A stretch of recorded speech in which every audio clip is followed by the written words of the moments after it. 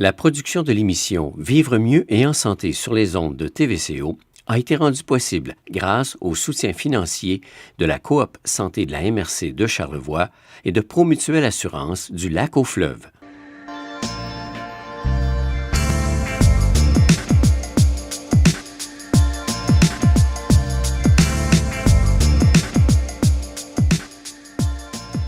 Bonjour, ici Herman Charret. Bienvenue à l'émission Vivre mieux et en santé. Cette semaine, le sujet sur lequel nous nous penchons est la pédiatrie et Philippe Bolduc rencontre pour nous la Dr Myriam Coutu, médecin de famille au GMF de la MRC de Charlevoix, et elle nous parlera effectivement de son travail fait avec les futures mamans avant, pendant et après l'accouchement. Il rencontrera ensuite Mme Annie Gagnon, une infirmière clinicienne au CIUS de la capitale nationale, qui, elle, s'occupera de prévention, bien sûr, avec les mères, avant et après l'accouchement.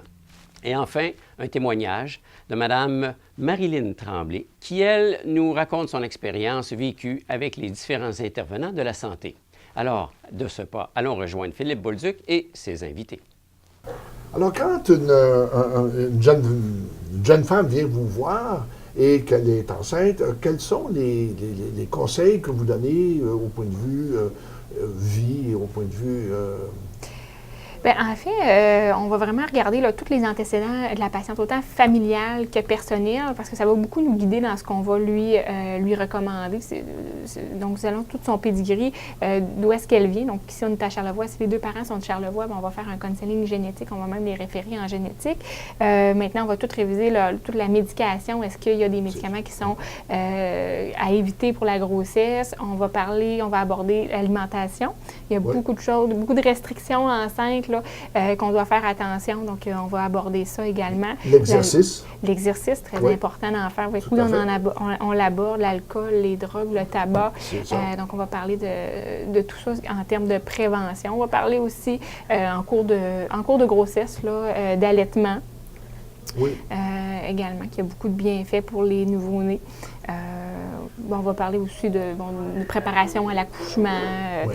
Et vous avertissez, les jeunes patientes sont avisées qu'elles peuvent accoucher ici à la Malbaie ou encore à Québec, où vous avez encore un contact là, à Saint-François-d'Assise, je crois. En fait, oui, je suis très fière d'avoir ouvert ce corridor de service-là. En fait, avant, on n'avait pas vraiment accès à l'hôpital de Saint-François-d'Assise pour nos patientes ici de Charlevoix. Donc maintenant, moi, je travaille là-bas, je fais des accouchements à Saint-François-d'Assise, puis on a vraiment un partenariat, c'est-à-dire que les femmes qui veulent accoucher à Québec dans un milieu spécialisé, donc tertiaire, ils ont accès à l'hôpital de Saint-François-d'Assise. Et non seulement qu'à l'hôpital du CHUL, qui est plus loin en distance, il faut traverser toute la ville. Donc, en contraction, c'est pas évident. Alors ça, je suis bien contente de l'offrir comme service. Bien entendu, on respecte le choix de la patiente, si on a des préférences. Là. Puis, on a aussi l'hôpital de la Malbaie, bien entendu, qui est qui est encore plus près. Là. Donc, ça dépend. Avec la patiente qui est enceinte, on va discuter de divers avantages, inconvénients de chaque milieu, puis on va décider ensemble d'un milieu d'accouchement.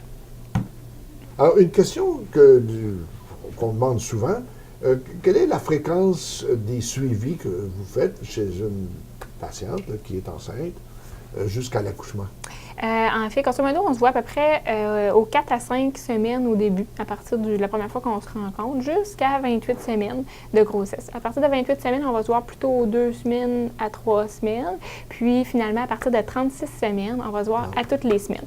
Avant que je sois ici, je pense que la majorité des femmes, s'ils étaient accouchées au CHUL, devaient faire leur fin de suivi directement au CHUL. Pour la Malbaie, je pense qu'il y avait une entente qui pouvait continuer à avoir leur médecin ici. Mais bref, moi, je peux vraiment faire le suivi de la femme jusqu'à 41 semaines. Ils ne sont pas obligés de se déplacer soit à la Malbaie, soit à Québec pour leur suivi. Fait que ça, c'est un autre avantage qu'on a développé ici. Fait que je suis bien contente de ça. Puis la raison de ces suivis-là, en fait, c'est pour dépister des problématiques de grossesse. On fait beaucoup de counseling, donc de prévention par rapport aux femmes enceintes. On fait également, on s'assure qu'elles prennent bien du poids, on s'assure que leur bébé prenne bien de la masse également. On écoute le petit cœur du bébé, on s'assure que les mouvements du bébé sont normaux. On fait des prises de sang à 2 reprises. On fait un dépistage de trisomie 21 également. C'est sûr. Donc, globalement, là, c'est le suivi qu'on fait, là, en général, pour toutes les femmes. Là. Et puis, est-ce que vous êtes aussi associé avec le CLSC, par exemple, ou avec des gens qui font des visites à domicile par la suite quand les jeunes mères retournent à la maison?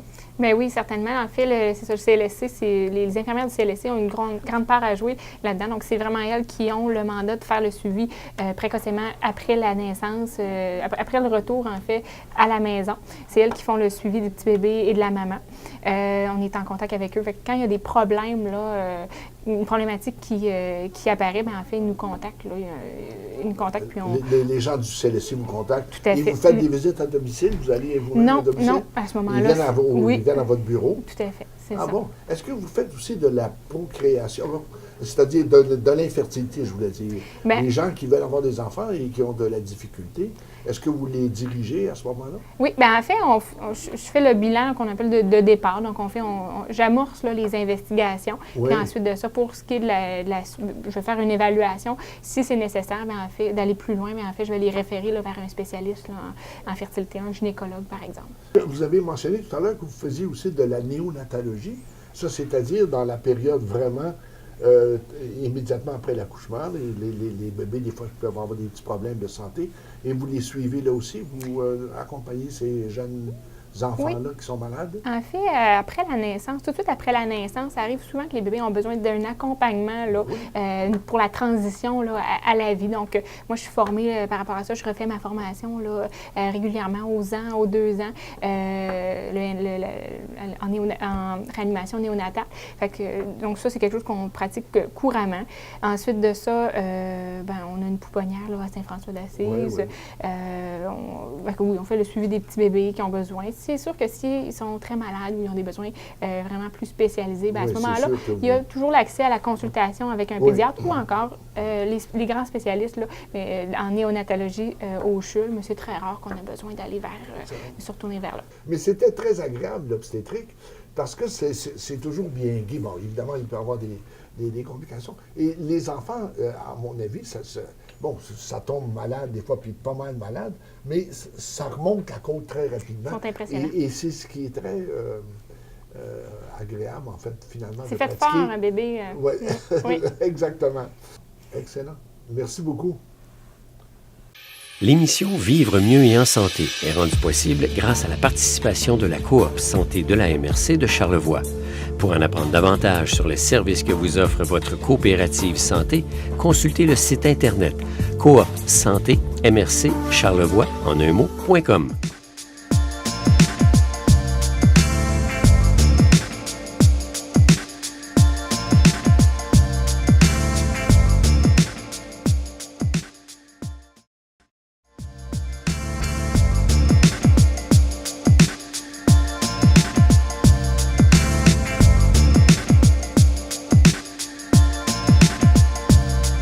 Bonjour, Madame Annie Gagnon. Merci d'être avec nous cet après-midi. Vous êtes infirmière clinicienne en périnatalité. Quand on parle de périnatalité, évidemment, on dit aussi le côté avant puis le côté après. On pourrait peut-être commencer en parlant du côté avant. Okay. Alors, quel est votre rôle dans la périnatalité? OK. Pour ma part, enfin, effectivement, périnatalité, comme vous l'avez amené, c'est tout à fait exact d'y aller. Donc, en prénatal, mon travail va être principalement d'accueillir dans un premier temps la prescription du médecin. La première condition pour que je puisse rencontrer une cliente, c'est qu'elle a été rencontrée par un médecin. Oui. Puis par la suite, je fais donc les prélèvements sanguins, puis je m'assure que le contexte est favorable pour elle, vérifie l'intérêt pour les rencontres prénatales s'il s'agit d'un premier bébé. Oui. Puis... Oui. Non, mais vous dites pour à savoir est-ce que le contexte est adéquat. Qu'est-ce que vous voulez dire par contexte? Cette femme vient vous rencontrer à la suite d'une demande de son médecin et vous assurez quoi dans le couple peut-être aussi en même temps? Tout à fait. Là-dedans, il y a quand même aussi, ça permet de faire de l'enseignement quand on parle de prévention, faire de l'enseignement, même prévention, la violence conjugale. On sait que souvent la violence conjugale peut s'installer en cours de grossesse. Ça doit, oui. On en entend tellement parler. Alors, donc, sensibilisation par rapport à la prévention de la violence conjugale, sensibilisation par rapport à l'alimentation, Oui. On va vérifier les revenus. L'alimentation de la mère. La mère, Oui, effectivement. oui, tout à fait. Oui. Puis, on va vérifier les revenus aussi, revenus financiers. Au fond, tiens. les clientes qui pourraient être éligibles au programme HOLO, où on offre les œufs, le lait et les oranges. Donc, oui, on oui. va s'assurer que... Oui. qu'elle puisse, si elle répond aux conditions, qu'on puisse lui fournir effectivement chaque mois un suivi soins infirmiers à ce moment-là et un suivi en nutrition au programme HOLO. Voilà. En plus de la préparation au travail Oui. à l'accouchement qui peut se faire aussi en même temps. Vous rencontrez aussi la famille, je présume, le mari, Le conjoint est rarement présent parce qu'on fait les entrevues principalement de jour. C'est ok, rare ouais. que le conjoint est présent. Parfois, ça arrive, puis moi, c'est mon grand plaisir parce que d'ailleurs, les conjoints de maintenant sont très, très impliqués dans la grossesse, très, très impliqués même au niveau à la naissance avec les congés parentaux de maintenant aussi. Moi, je vois une très, très grande différence. L'implication des pères qui est Excellent. vraiment, vraiment intéressante. On a des beaux papas. Vraiment, Et- il y a des beaux papas. et quand le grand moment arrive, alors quel est votre rôle? Le grand moment, j'entends l'accouchement. L'arrivée du bébé. Ouais. Effectivement, donc, ils vont faire un séjour hospitalier qui est à peu près de 24 à 48 heures, maximum 72 heures s'il s'agissait d'une césarienne. Par Ouais. la suite, nous, on va recevoir au CLSC une attestation de naissance puis une fiche de continuité de soins. Donc, on a un peu le portrait de comment s'est déroulé le travail, l'accouchement. Oui. Poids de naissance et poids de sortie du bébé. Et c'est qu'après qu'il s'enclenche effectivement le suivi. Donc, on va faire un appel à la cliente, puis on va vérifier avec elle, selon l'évaluation téléphonique, à quel moment on va la visiter. Ça peut aller de 24 à 72 heures. Ouais. Mais est-ce que suivant vous sa faites sortie de l'hôpital. aussi le suivi en postpartum de la patiente? Tout à fait. Vous vous occupez surtout du Non. nouveau-né? Et c'est la mère et le bébé. Et la mère et le bébé. Et la mère et Ouais. le bébé. Et s'il s'agit d'une première naissance, on va aller à domicile. Et souvent, si c'est une deuxième naissance, maintenant, on va les inviter à venir ici au CLSC plutôt que les voir à domicile. Si Ah, les conditions ouais. sont favorables, effectivement. Ah bon, oui, mais l'intervention est pareille tout de même. Sensiblement, oui. Oui, c'est Effectivement. exactement que ça Et soit fait à domicile. ce moment-là, Oui, effectivement, souvent le papa est là, est présent, effectivement, postpartum. Maintenant, avec les congés parentaux, les congés de paternité, le papa est présent. Puis on Ouais. peut voir un peu la dynamique, comment ça va. Aider à s'assurer aussi d'un bon attachement par rapport au bébé. Tu sais, voir la façon dont la maman va considérer le bébé, la façon dont le papa va considérer le bébé, la façon dont il le porte, puis qu'il le tienne. Eh Et ben. c'est vraiment très intéressant. Eh ben. Fait qu'on regarde vraiment l'ensemble là, de s'assurer qu'il y a le bien-être et de la mère et du bébé Oui. et du papa, bien entendu. Oui, c'est sûr. Et au point de vue nutrition, vous avez certainement un rôle à jouer là, aussi de ce côté-là pour le bébé, j'entends. Oui. Les parents, par exemple, qui ont tendance à donner le biberon à n'importe quel moment ou la minute que le bébé pleure, à y mettre à mon époque, on appelait ça la suce. Ouais. Alors, vous devez avoir ce problème-là aussi encore aujourd'hui.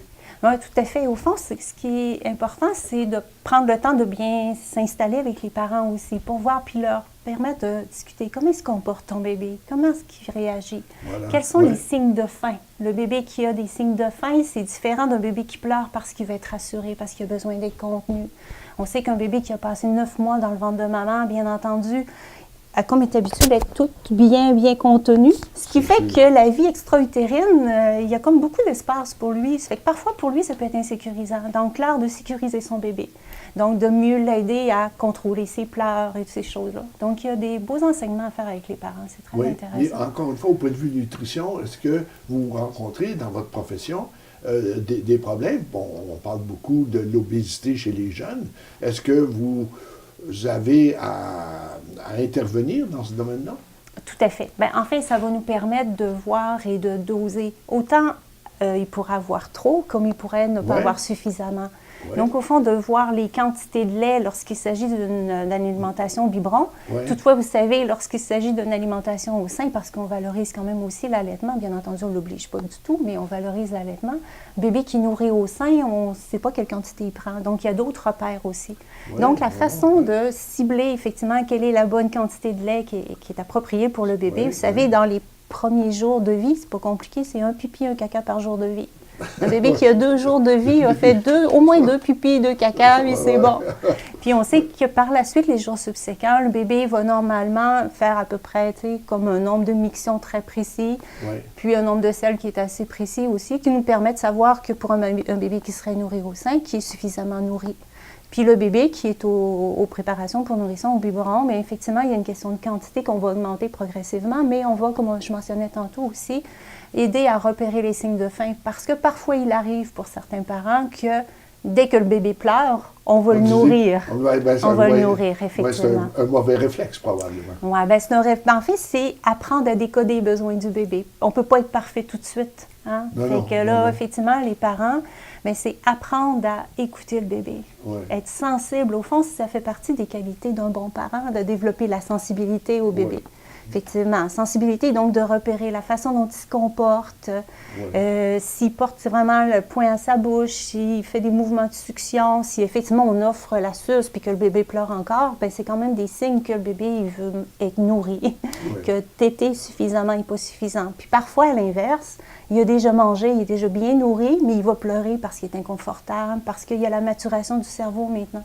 Quand on parle aussi de la prévention du syndrome du bébé secoué, les bébés vont avoir des pleurs qui s'accélèrent de la naissance jusqu'à un maximum 6 semaines. Donc, les bébés peuvent avoir des pleurs intenses, malgré le fait que l'ensemble des besoins sont bien répondus. Juste un dernier élément. Est-ce que vous prévoyez aussi, vous faites de la prévention pour les vaccins des enfants? Exactement aussi, oui. Effectivement. C'est un point bien important parce que c'est discuté, on entend parler dans les journaux. Tout à fait.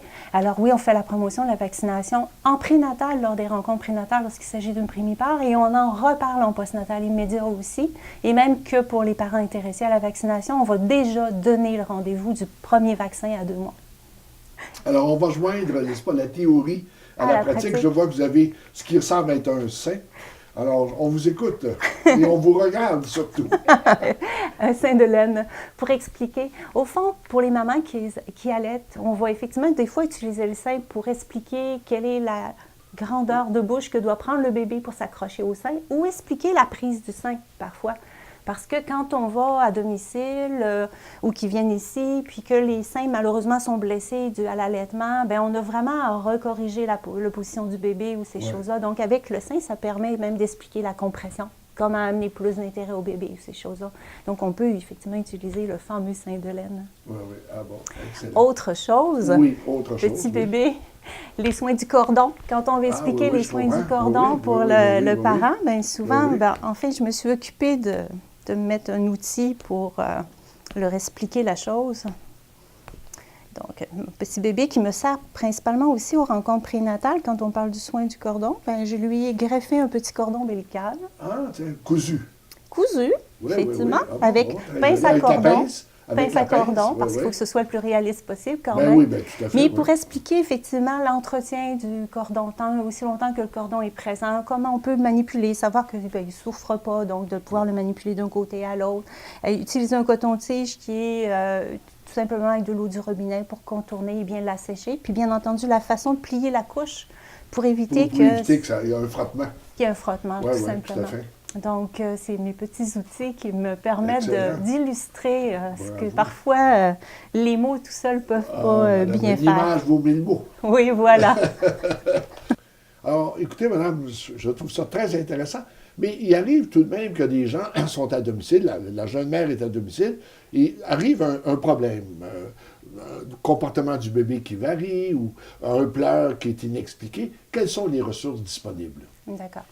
Effectivement, s'il s'agit d'un besoin qui est comme pressant, le bébé fait beaucoup de fièvre, il ne va pas bien, il y aurait toujours effectivement Info Santé qui peut répondre. Nous, on est disponible de 8h à 16h, effectivement, elle pourrait nous appeler aussi.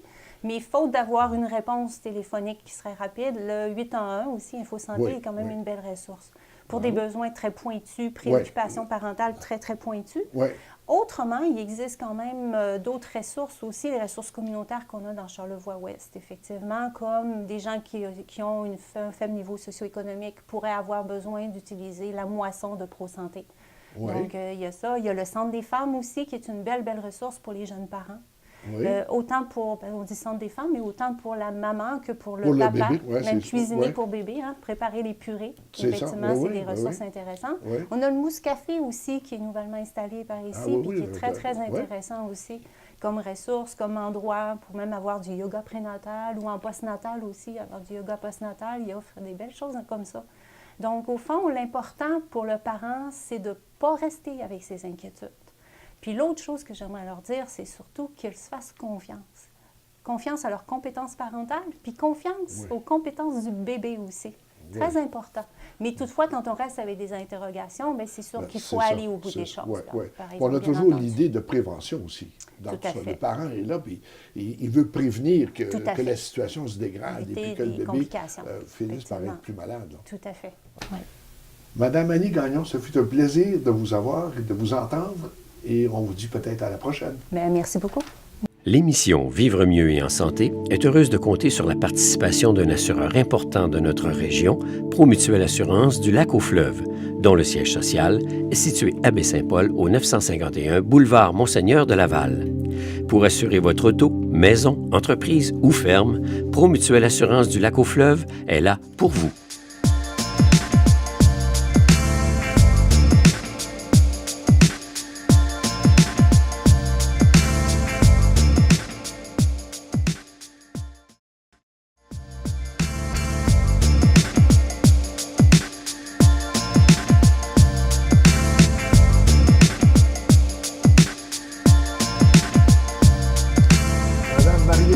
Bonjour et merci d'avoir accepté notre invitation.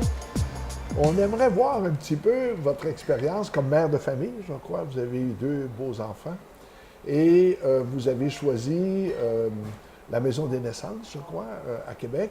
Et vous avez un suivi pour vos enfants ici à Baie-Saint-Paul. Comment avez-vous vécu votre expérience? Mais bonjour, merci d'avoir pensé à moi, tout d'abord. En fait, effectivement, j'ai choisi un suivi là, en maison de naissance à Québec. Donc, quand je suis tombée enceinte, il y avait plusieurs options qui s'offraient à moi, soit un suivi à l'hôpital de la Malbaie, Saint-François d'Assise, le CHUL, la maison de naissance. Donc, je savais que c'était les possibilités qu'il y avait devant moi. Et j'ai opté pour le suivi en maison de naissance avec sage-femme. Ça rejoignait beaucoup mes valeurs. C'est sûr que c'était un suivi qui était très humain. Oui, voilà. Et donc, avec la possibilité aussi, là, pour l'accouchement, soit dans l'eau, dans le bain, etc. Donc, peut-être là, des approches là, qui vous convenaient. Oui, qui exactement. Oui. Exactement. Pour ce qui est, après ça, du suivi post-accouchement, oui. C'est sûr que j'ai été prise en charge par le système ici dans Charlevoix. Le CLSC, entre autres. Oui. Bon, est-ce qu'il y avait un bon corridor d'échange entre la Maison des naissances à Québec et ici, le CLSC? Il y avait de bons échanges. On savait ici le genre d'accouchement que vous aviez eu, puis s'il y avait eu des complications, s'il y avait des choses à suivre. Oui, tout à fait. Puis même, là, j'en ai été agréablement surprise. Bravo. J'ai eu suivi en maison de naissance. Par contre, j'ai accouché les 2 fois par césarienne à Saint-François d'Assise. Donc, l'accouchement ne s'était pas passé tout à fait comme je le croyais. Mais bon, après 3 jours, là, quand je suis revenue à Baie-Saint-Paul, tout de suite, j'ai l'infirmière Annie qui m'a appelée, qui est venue faire les suivis avec sa collègue, là, donc pour le suivi post-césarienne. Elles étaient vraiment au courant justement de comment ça s'était passé, l'accouchement. Puis c'est vraiment elles qui ont pris le relais là, avec les visites là, à 1, 3, 5 jours, etc. Par la suite. Exactement. Et pour le bébé, les 2 enfants que vous avez eus, là aussi, il y a eu un suivi qui était à votre goût et selon vos principes?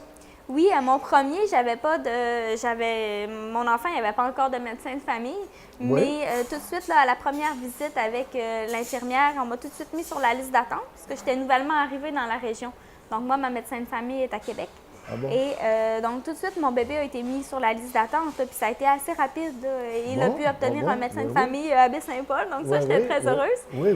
Et pour mon deuxième enfant, la médecin de famille a pu prendre le deuxième aussi, là, donc c'était vraiment le meilleur des mondes. Et les enfants ont bien évolué? Est-ce que vous avez eu des petits côtés peut-être un peu négatifs?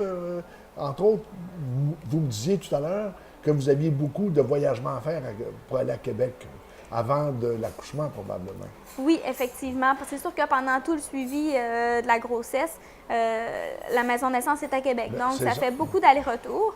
Depuis peu de temps, là, les sages-femmes ont un bureau à l'hôpital de Beaupré. Donc, à l'occasion, je pouvais me rendre seulement à Beaupré. Ça coupait la route en 2 pour le rendez-vous. Là. Donc, ça, c'était vraiment bien. Mais c'est certain que c'était un des points négatifs. Là, lorsque j'ai pesé les pour et les contre, il y avait la distance là, quand même. C'est sûr. Et pour l'évaluation pour les enfants par la suite, pour les vaccins, tout se passe ici actuellement Oui. À Baie-Saint-Paul. Oui, tout Vous à fait. avez tous les services. Pouvez-vous nous en parler un peu? Oui, bien sûr. Généralement, là, les sages-femmes, de toute façon, elles prennent seulement là, les 6 premières semaines là, post-accouchement. Donc, elles peuvent le faire. Moi, pour ma part, c'est vraiment à Baie-Saint-Paul là, qui ont pris le relais. C'est sûr. c'est Puis sûr. pour ce qui est des vaccins, ça se fait dans Charlevoix. Ouais. Les suivis avec les médecins, ça se fait dans Charlevoix aussi. Ouais. Et à chaque fois, j'apprécie beaucoup le fait qu'ils posent des questions sur la santé, Bravo. la santé des enfants, mais aussi Oui. comment ça se passe, comment on va, les mamans, les papas. Donc, c'est des questions sur le développement du bébé, mais ils s'informent aussi quand même Du milieu familial. Exactement. Puis surtout, dans les premières semaines de vie de l'enfant, les premiers mois, là, c'est C'est assez sûr. important la première année. C'est évident, c'est bien sûr. Alors, comme ça, vous avez eu une expérience vraiment superbe. Vous la recommandez, évidemment. Oui, oui, tout à Ouais. fait. Je le recommande. Le suivi dans Charlevoix, je trouve que ce suivi là, qui est très humain, avec les médecins de famille, avec les infirmiers, les infirmières là, qui prennent vraiment en charge, qui viennent à la maison après l'accouchement, lors des rencontres pour les vaccins, posent beaucoup de questions, s'informent, puis tu sais, sont intéressés. C'est Oui, un intérêt qui est réel. Là. Il semble y avoir un côté très humain dans ce suivi-là. Oui.